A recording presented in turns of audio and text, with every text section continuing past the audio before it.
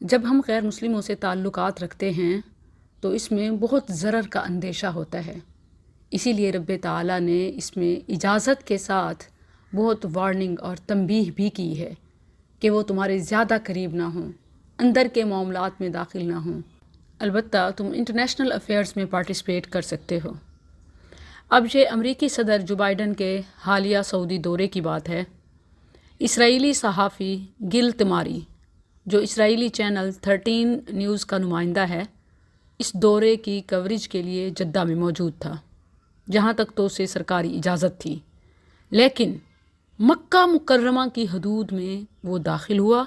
پھر نہ صرف پورے مکہ میں وہ گھومتا پھرتا رہا، بلکہ شعائر مقدسہ اور مسجد حرام کے احاطے سے مکہ ٹاور کی ریکارڈنگ اور باقاعدہ ویلاگ بنانا، یعنی اس سب کو ریکارڈ کرنا اور اسے تمام میڈیا پلیٹ فارمز پر نشر کرنا دنیا بھر کے مسلمانوں کے لیے یہ تشویشناک ہے، اور امن پوائنٹ آف ویو سے بھی، سیکیورٹی کے لحاظ سے بھی یہ صحیح نہیں ہے.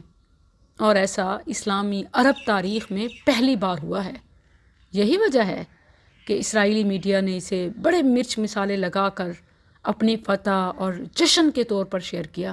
مسجد حرام کی حدود میں داخل ہونا، عرفات سمیت دیگر مقامات مقدسہ کی طویل ریکارڈنگ، جس میں سے پھر 10 منٹ کی ریکارڈنگ تو BBC سمیت دیگر چینلز پر پبلش ہوئی، اور اس رپورٹ کو ایک سکوپ کے طور پر پیش کیا گیا اور باقاعدہ لکھا کہ گل تماری وہ پہلا اسرائیلی رپورٹر ہے جو مکہ میں داخل ہوا.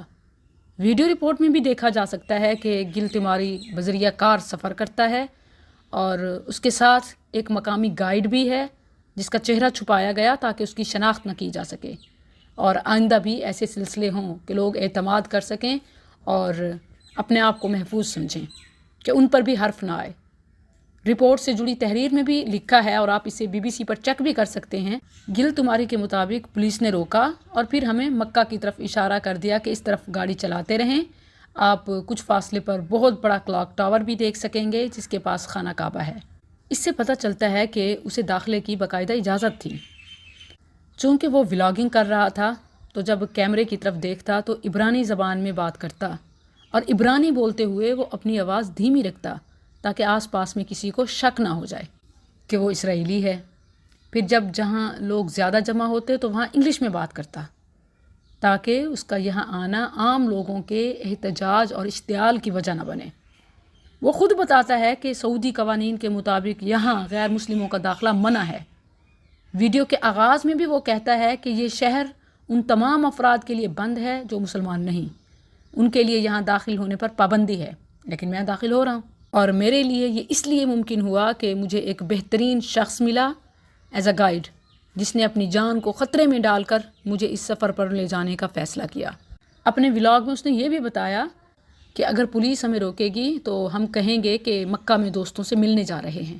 اس پر بعض تجزیہ کار کہتے ہیں کہ اس نے یہ سب خفیہ کیا، لیکن بات یہ ہے کہ اگر خفیہ کیا تو اس کی کوئی تردید یا کوئی تنبیہ جاری کیوں نہیں ہوئی؟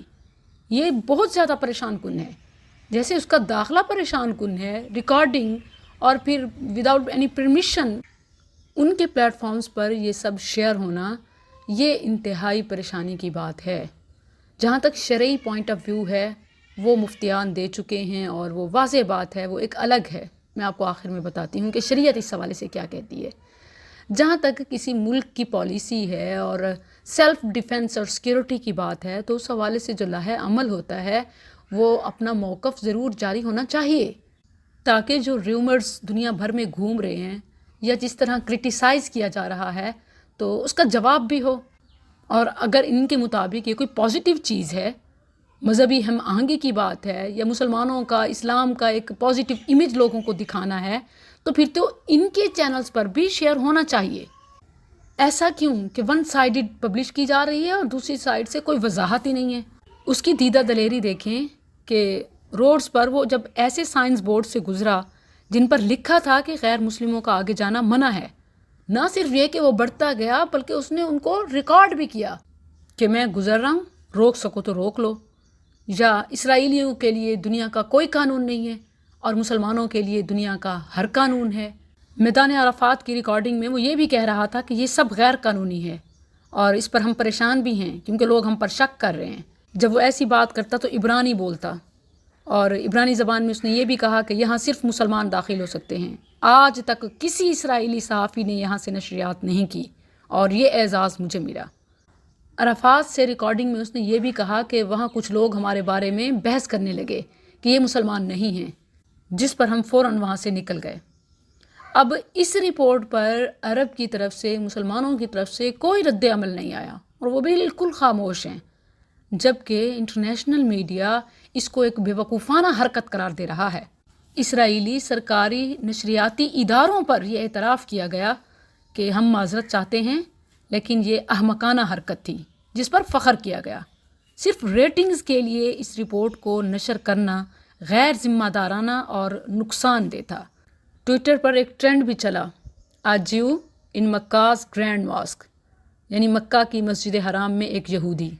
ایک سعودی شہری نے اسے ری ٹویٹ کیا اور لکھا کہ اسرائیلی صحافی کا مقدس شہر میں داخل ہونا اور وہاں بے شرمی سے فلم بندی کرنا یہ انتہائی بدتمیزی اور اسلام کی توہین ہے، جس کا ارتکاب چینل 13 نے کیا۔ جب دنیا بھر سے مسلمانوں نے اس پر احتجاج کیا تو آخر میں گل تماری نے معافی مانگتے ہوئے کہا کہ میرا ارادہ مسلمانوں کے جذبات کو مجروح کرنے کا نہیں تھا، اور معافی میں یہ نہیں تھا کہ مجھے ایسا نہیں کرنا چاہیے تھا یا اب ہم اس ویڈیو کو ڈیلیٹ کر دیتے ہیں، کیونکہ اس پر انہیں ابھی بھی فخر ہے۔ یہودیوں کی اسلام مخالف پالیسیز مسلم ہیں، اس لیے مسلمانوں کو ان کے حوالے سے بہت ایکٹیو رہنا چاہیے، اور کسی یہودی اسرائیلی کو مکہ شہر اور حدود حرم میں داخلے کی اجازت نہیں ہونی چاہیے۔ اللہ ہی حرمین کی حفاظت فرمائے، اور اللہ کا حکم ثابت ہے۔ مسلمانوں پر حرام ہے کہ وہ کسی کافر کو مسجد حرام یا حدود حرام میں داخل ہونے کی اجازت دیں۔ اللہ تعالیٰ نے سورہ التوبہ آیت 28 میں فرمایا، یا ایھا الذین آمنوا انما المشرکون نجس فلا یقربوا المسجد الحرام بعد عامہم ھذا۔ اے مومنو، مشرک یقیناً ناپاک ہیں، تو وہ اس سال کے بعد مسجد حرام کے قریب نہ آئیں۔ یہ واقعہ اسی لیے الارمنگ ہے کیونکہ ایک یہودی اسرائیلی کافر مشرک حدود حرم میں داخل ہوا، حالانکہ حدود حرم میں ان کے داخلے پر قرآنی پابندی ہے۔ البتہ دیگر مساجد کے بارے میں علماء کی رائے مختلف ہے۔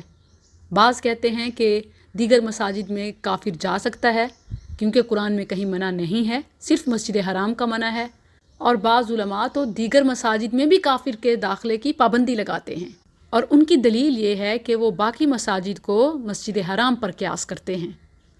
صحیح بات بھی یہ ہے کہ اگر کوئی شرعی مصلحت اور ضرورت ہو تو کافر جا سکتا ہے، یعنی اگر دیگر قوانین کو وہ فالو کرے، پرمیشن لے اور اپنی لمٹ میں رہے، اور کوئی اچھا مقصد ہو، جیسے کوئی اسلامی معلومات، ہو سکتا ہے کہ اس سے وہ اسلام کی طرف راغب ہو، یا مسلمانوں کے بارے میں کوئی پازیٹیو ڈاکومنٹری تیار کرنا جس کی باقاعدہ سرکاری اجازت ہو، تو یہ تو عام مساجد کے بارے میں ہے۔ مسجد حرام کے بارے میں مسلم ہے، اس بات پر تمام کا اتفاق ہے، قرآنی فیصلہ ہے کہ کوئی کافر داخل نہیں ہو سکتا۔ سعودی عرب کوئی دوسرا ملک نہیں ہے کہ وہاں کے معاملات پر ہمیں کیا، ہم کچھ نہ بولیں۔ وہاں سے ہمارا الٹیمیٹ رشتہ ہے، ایمانی، جسمانی، روحانی، قلبی تعلق۔ اللہ سے دعا ہے کہ وہ حرمین کی اور عرب کی اور تمام مسلم ممالک کی حفاظت فرمائے، اور ہمیں کفار کے ہر شر سے محفوظ فرمائے۔ وباللہ التوفیق۔